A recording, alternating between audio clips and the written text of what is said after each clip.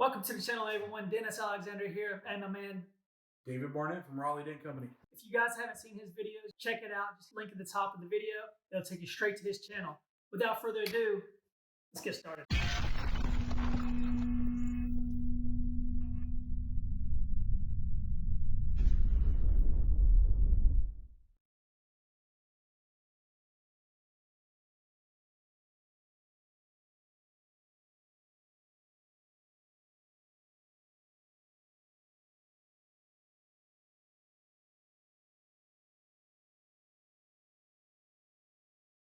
Alright guys, so if you haven't already subscribed, please do so.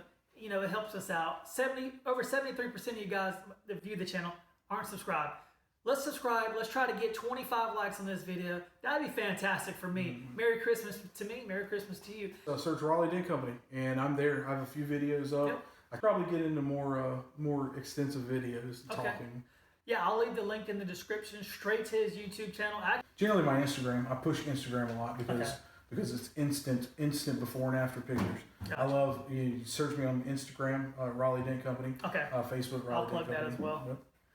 Today we're going to be talking about lights, different type of lighting. We got fog lights versus lines, white light versus yellow light. What's the difference? Have I used both, and how do I like them? And your experience with lines. I know you use lines quite a bit. Yeah. So when I first started, I was trained in 2002. Certified through PDQ tools way back in the day in Lenexa, Kansas. PDQ tools, yeah.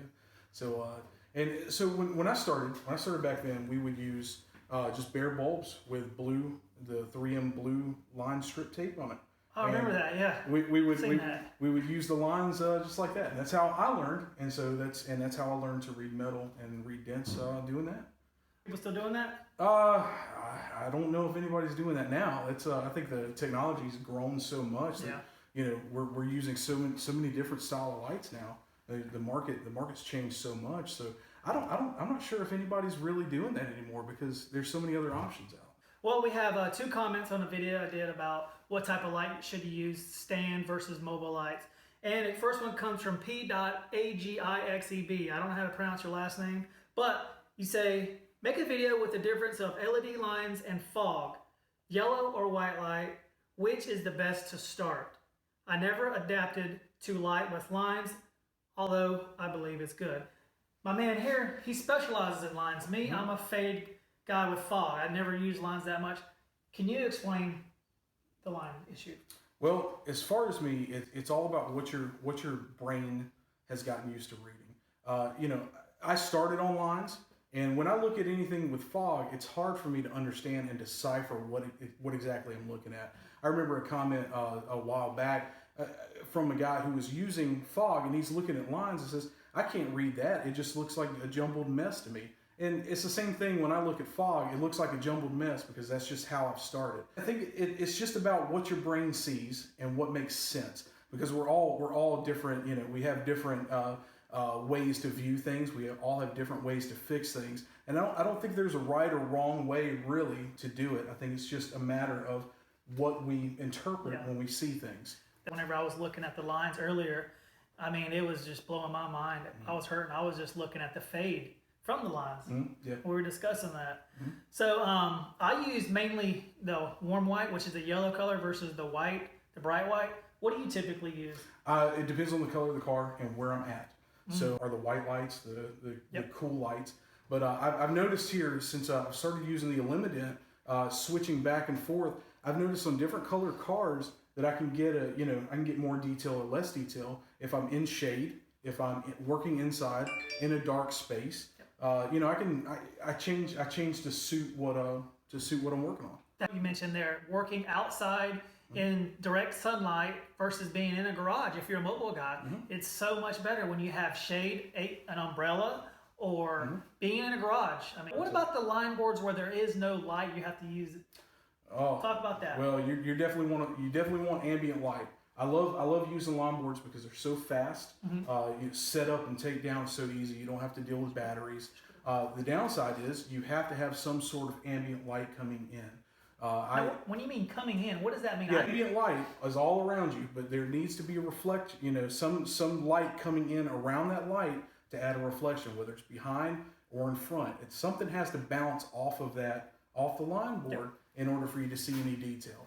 So ambient lighting is a must. Using line boards in an inside setting with not much light, you're not going to get as much detail at all. And you know, we could even set up a thing outside where we can actually show that.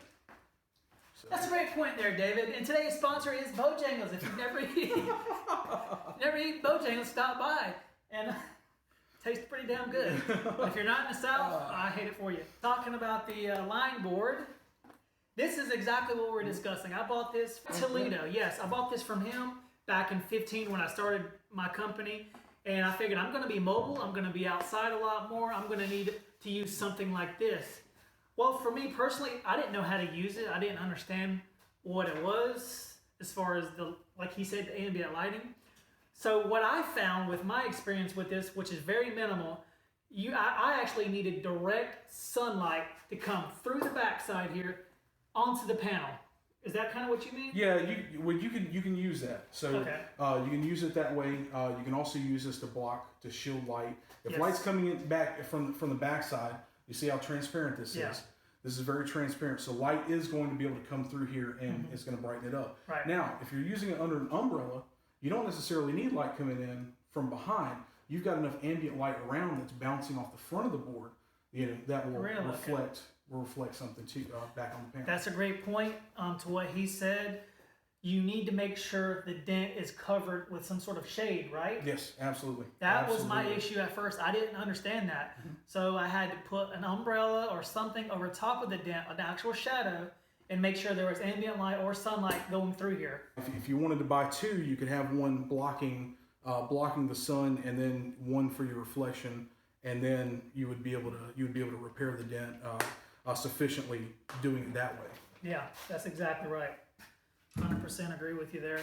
And I think I spent $40 on this light. It's super cheap. And this board, if you don't want to spend $60 or $120 or $400 for a mini light, get you a $40 board. But they don't come with the suction cup or lock line. I think all in all, you're going to have maybe $100 in this thing. And go with this. And they have different variations with the lines and the fog, different little, all kinds of different. Yeah, if you're a mobile guy working outside, the line board or reflector board is a fantastic option. I use it a lot if I'm doing any wholesale work. If I'm doing anything outside that I know I'm going to have enough ambient light, I can use that. It's quick. As far as the yellow and the white, I'm a warm white guy. You're a white.